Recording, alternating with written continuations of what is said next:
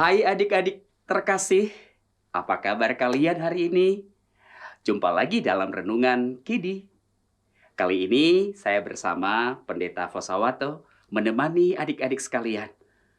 Hari ini saya akan menyampaikan bagaimana kisah seorang anak yang mengikuti ujian. Nah, saat itu mereka mengikuti ujian dan ada seorang anak yang merasa ketakutan karena belum persiapan belajar dengan baik. Nah, sebelum saya menyampaikan cerita ini, terlebih dahulu mari kita berdoa. Yuk kita berdoa. Tuhan Yesus, sekarang kami mau mendengarkan cerita dan juga mendengarkan firman Tuhan. Berkati kami supaya menjadi pendengar yang baik dan juga berkati kakak-kakak yang akan menyampaikan cerita. Dalam nama Yesus kami berdoa. Amin. Adik-adik sekalian, tadi saya sudah sampaikan bahwa ada seorang anak yang merasa ketakutan saat mengikuti ujian. Mengapa demikian? Karena rupanya belum belajar dengan baik. Menjelang ujian malah bermain-main, main gadget, dan lupa untuk belajar. Apa yang terjadi? Rupanya saat ujian banyak soal-soal ujian yang dia tidak tahu. Akhirnya apa yang dia lakukan? Akhirnya dia menyontek. Nah, mau dengar bagaimana peristiwa itu?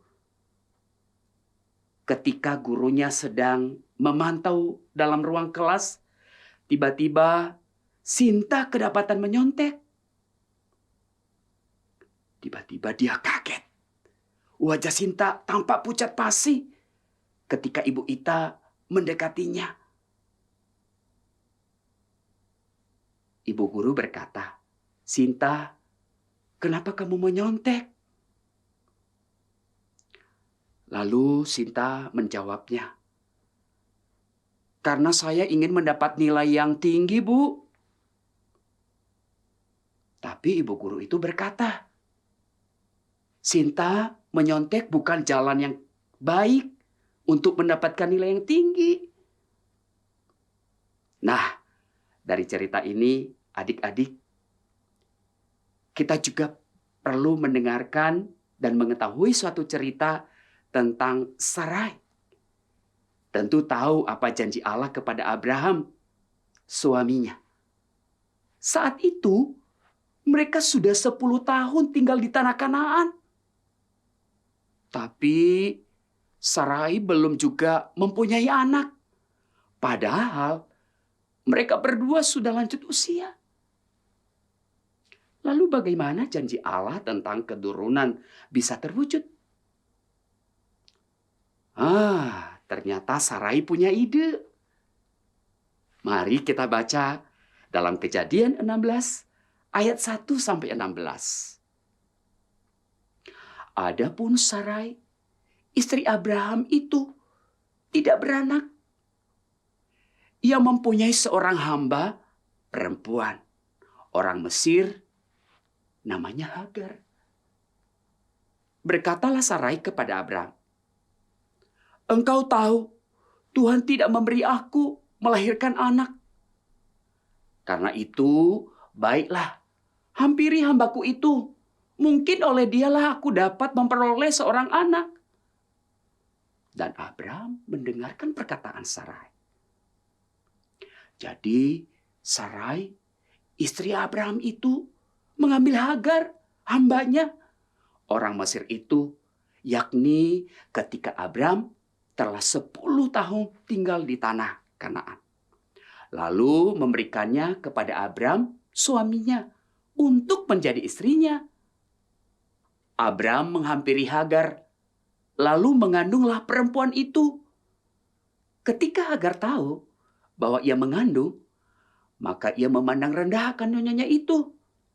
Lalu berkatalah Sarai kepada Abraham, "Penghinaan yang kuderita ini adalah tanggung jawabmu. Akulah yang memberikan hambaku ke pangkuanmu." Tapi baru saja ia tahu bahwa ia mengandung. Ia memandang rendahkan aku. Tuhan kiranya yang menjadi hakim antara aku dan engkau. Kata Abraham kepada Sarai, "Hambamu itu di bawah kekuasaanmu. Perbuatlah kepadanya apa yang kau pandang baik." Lalu Sarai menindas Hagar sehingga ia lari meninggalkan rumahnya. Lalu malaikat Tuhan menjumpainya dekat suatu mata air di padang gurun, yakni dekat mata air di jalan ke Syur. Katanya, "Hagar, hamba Sarai, dari manakah datangmu dan kemanakah pergimu?" Jawabnya, "Aku lari meninggalkan Sarai, nyonyaku." Lalu kata malaikat Tuhan itu kepadanya, "Kembalilah kepada nyonyamu. Biarkanlah engkau ditindas di bawah kekuasaannya." Lagi kata malaikat Tuhan itu kepadanya, "Aku akan membuat sangat banyak keturunanmu sehingga tidak dapat dihitung karena banyaknya."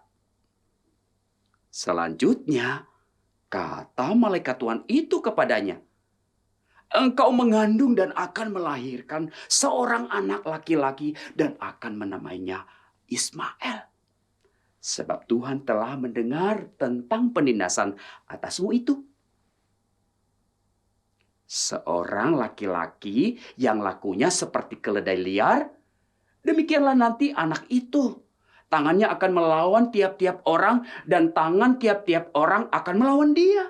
Dan di tempat kediamannya, ia akan menentang semua saudaranya. Kemudian Hagar menamakan Tuhan yang telah berfirman kepadanya itu dengan sebutan, "Engkaulah El-Roi."